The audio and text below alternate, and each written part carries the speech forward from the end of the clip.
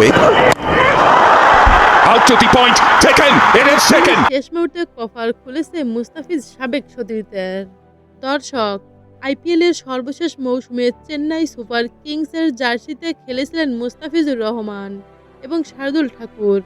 তবে এবারের আইপিএল এর মেগা নিলামে তারা দুজনেই দল পাননি।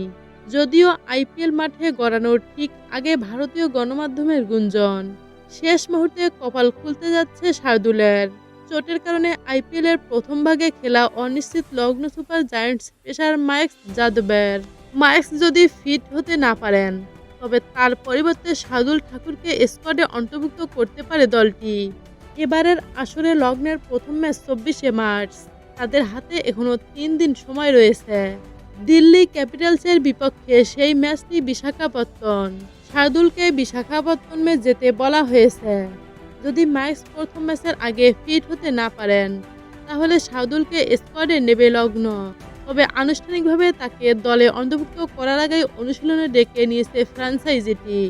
শুধু মাইক্স নন, লগ্নের পেসারদের মধ্যে মহসিন খান, আকাশদীপ এবং আভেশ খানরাও চোটে থুকছেন। লগ্নের মেন্টর হিসেবে যোগ দিয়েছেন জহির খান, কিন্তু দলের পেসারদের মধ্যে কে কতটা ফিট তা নিয়ে খুব বেশি কিছু বলতে নারাজ তিনি।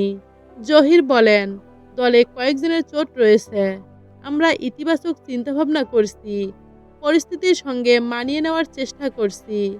কিছু ক্রিকেটার এনসিওতে রয়েছে।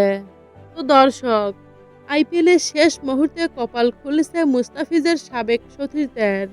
এতে আপনাদের গুরুত্বপূর্ণ মতামত কি জানিয়ে দিন আমাদের ভিডিওর কমেন্ট বক্সে। ধন্যবাদ।